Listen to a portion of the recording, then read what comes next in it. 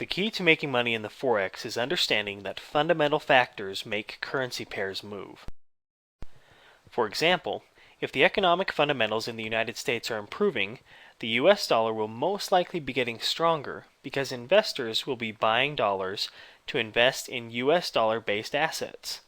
Conversely, if the economic fundamentals in the United States are declining, the US dollar will most likely be getting weaker because investors will be selling their US dollar-based assets and their US dollars.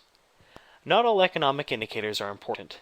Part of becoming a successful Forex investor entails learning how to ignore most of the news and information that bombards you every day so you can focus on the important information. The most important fundamental economic indicators can be divided into three groups: interest rates, economic strength, and capital and trade flow. Right now, we'll focus on interest rates. You will learn more about economic strength and capital and trade flow indicators later. Interest rates rule the Forex market. Currencies representing economies with higher interest rates tend to be stronger than currencies representing economies with lower interest rates.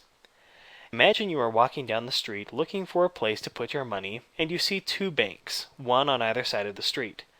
The bank on the right side of the street is offering to pay 6% interest on any money you deposit there. The bank on the left side of the street is offering to pay 2% interest on any money you deposit there. Naturally, you would choose the bank offering to pay 6% interest because you want to make a better rate of return on your investment. The same principle applies to economies and their respective currencies. If you can get a 6% return on your investments in the United Kingdom, but you can only get a 2% return on your investments in Switzerland, you are most likely going to invest in the United Kingdom.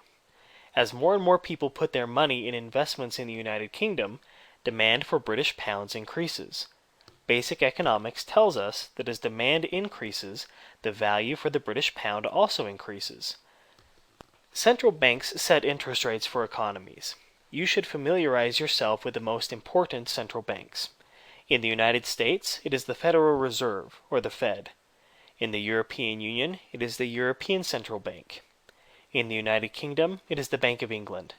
In Japan, it is the Bank of Japan. In Switzerland, it is the Swiss National Bank. In Canada, it is the Bank of Canada. In Australia, it is the Reserve Bank of Australia. And in New Zealand, it is the Reserve Bank of New Zealand. Successful Forex investors watch the economic numbers that central banks watch when making their interest rate decisions, so they can more accurately determine what central banks might do.